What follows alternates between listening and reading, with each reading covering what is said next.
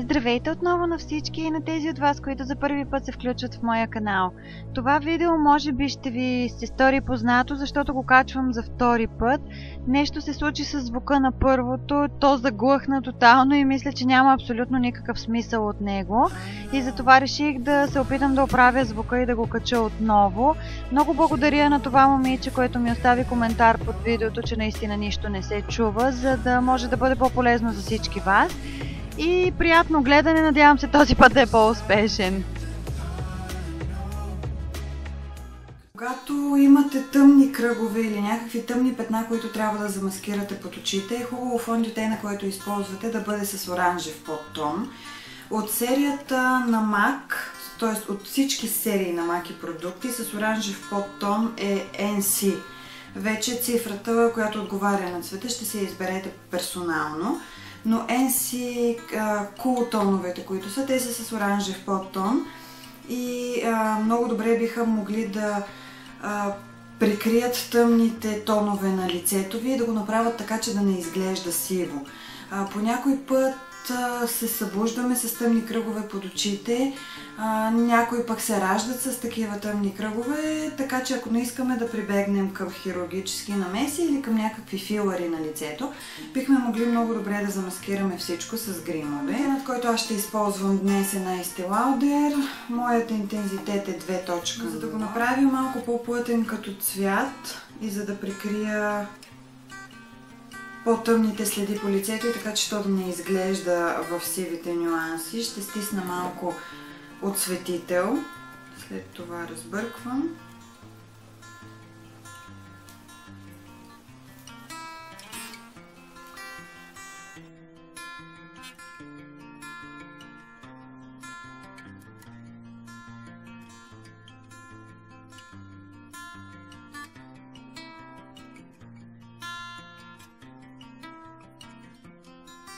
След като вече съм нанесла фондютенът, следващата стъпка е коректорът, който ще използвам не само под очите, но и на места, които също са леко по-тъмни.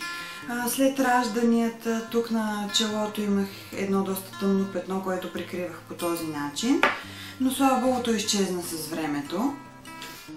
И другото нещо, което ще използвам е ето тази палитра, тя е от Catrice. Има такива палитри на най-различни фирми, бихте могли да ги използвате.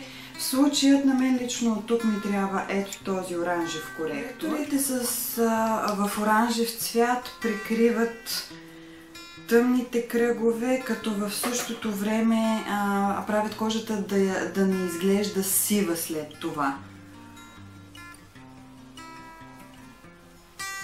Ето по този начин, тук в тази област.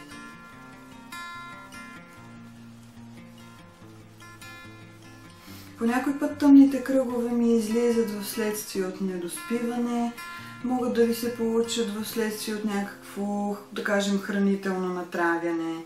Ето тук във вътрешната част на окото също е добре да поставите. Ето тук това, което е останало по четката, ще поставя малко във външния кръг във външната част на устата.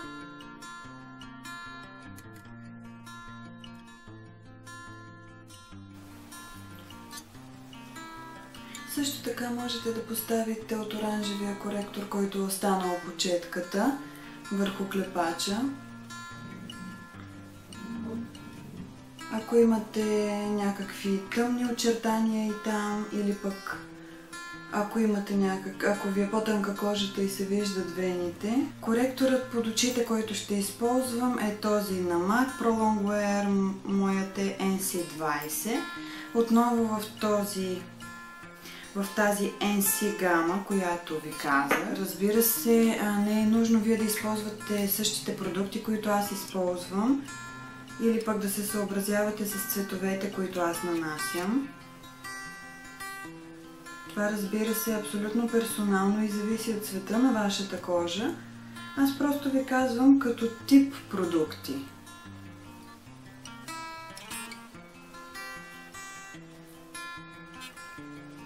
Този коректор с оранжев подтон, прасковен по-скоро, абсолютно прикрива оранжевият коректор. Като след това за грима на клепача ще използваме нанесеният преди това коректор като база за сенките. Сега можете да използвате подобна гъбичка за грим или бюти блендер или каквото имате под ръка подобно, за да абсорбирате излишното количество от коректор под очите и за да може след това, когато нанесете прахообразните продукти и пудрите за запечатване, те да попаднат по-добре върху кожата и да не влязат в тънките линии под очите. След това, ако има нужда, ето така леко съвсем можете да пригладите с пръст. Коректорът под очите ще запечатя с тази минерална пудра на Maybelline, четката, която използваме на MAC 150.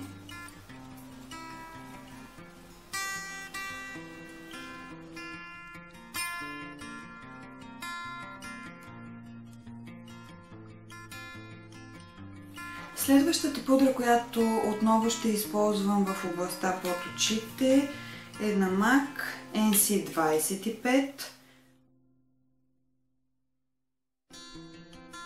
Сега от тази палитра на BH Cosmetics ще използвам този топъл кафяв цвят. Не знам дали може добре да се види.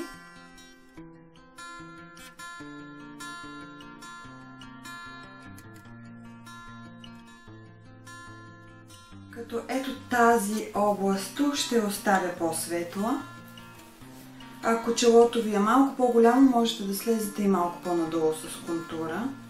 Ако пък челото ви е малко, може изобщо да не минавате отгоре с този контур.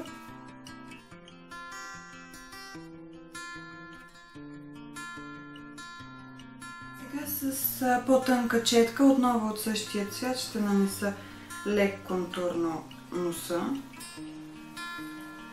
Може да не го правите, ако не харесвате този тип визия. След което почиствам четката и разнасям количеството, с което съм контурирала.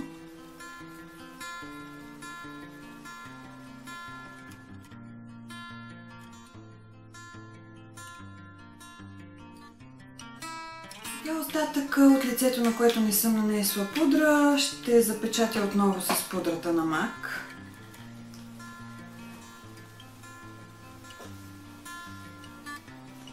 Първо ще поставя тук на върха на носа, след което отново с тази по-голяма четка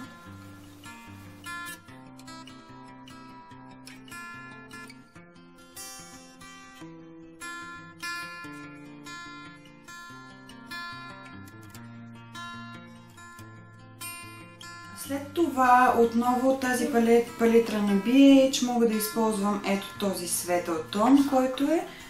Той също е с леко оранжев подтон в него. Така, също го нанасям в областта под очите.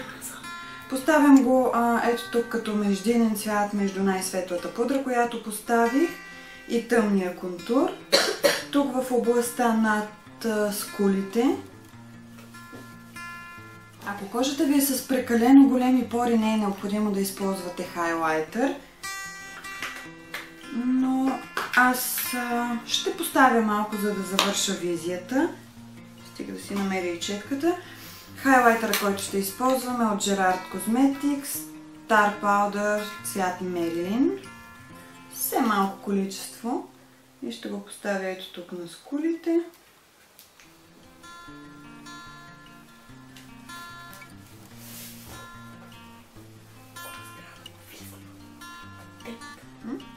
Можете да поставите малко и на върха на носа. Тази палитра на Clinique, която имам, ще използвам ето този ръж. Той е в по-тъмен цвят, отколкото искам, но ще поставя малко от него в областта на контура. От него поставям между линията на контура, която направих, и хайлайтера, след което само тук точно върху бузките, за да придам малко по-топъл цвят на лицето, ще използвам ето този оранжев руж от професионалната палитра на BH.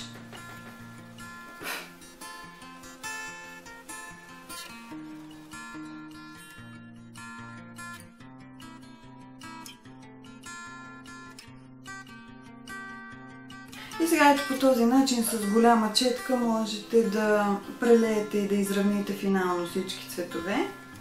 И това беше всичко от мен за днес. Чао, чао!